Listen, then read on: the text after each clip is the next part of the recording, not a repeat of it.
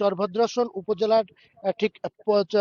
যে পদ্মা নদী, সেই পদ্মা নদীর এই ঘাটে কিন্তু আসলে এখানে এই কুমিরটিকে রাখা হয়েছে। এবং আমরা যদি একটু জানিয়ে রাখি যে আজকে সকালেই এই ৫-৬ জন জেলে তারা কিন্তু এই পদ্মা নদীতে প্রতিদিনের না আজকে এই ঠিক মাছ ধরতে যায়, এবং মাছ ধরার আগে আসলে সাধারণত বিশেষ করে বোয়াল মাছ বা চিতল মাছ যেগুলো থাকে সেগুলো ধরার জন্য যে বড়শি ফেলে রাখে, এবং সেই বড়শি গতকাল রাতে পেতে রাখা হয়েছিল, এবং সেই বড়শি সকালবেলা উঠাতে গিয়েই কিন্তু তারা দেখতে পায় যে ওই বড়শিতে একটি কুমির ঠিক আটকে রয়েছে। এবং তারপরে ঠিক ভোর ৬টার দিকে এই যে জেলেরা যারা মাছ ধরতে গিয়েছিল তারা কিন্তু সেখান থেকে এই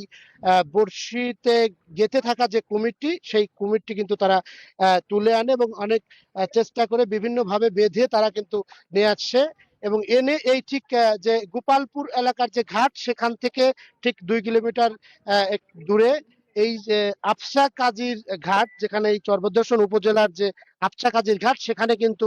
এই কুমিরটিকে বেঁধে রাখা হয়েছে। এবং এই কুমিরটি দেখতে কিন্তু আসলে এই স্থানীয় অনেকেই কিন্তু তারা আশপাশের লোকজন যারা রয়েছেন তারা কিন্তু উৎসুক জনতার কিন্তু ভিড় রয়েছে এই এখানে। আমরা যেমনটি এই জেলেদের সাথে কথা বলে জেনেছি যে এই এই কুমিরটি আসলে যে ৪ থেকে ৪.৫ ফিট হবে, এবং আসলে এটা মেল না ফিমেল সেটা কিন্তু বলা যাচ্ছে না। তবে এই কুমিরটিকে তারা খুব জেলেরা এই বিশেষ করে যে জেলেরা এই কুমিরটিকে ধরছে তারা কিন্তু আসলে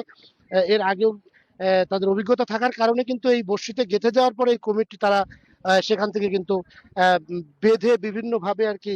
বস্তায় ভরে তারপরে এখানে নিয়ে আসে।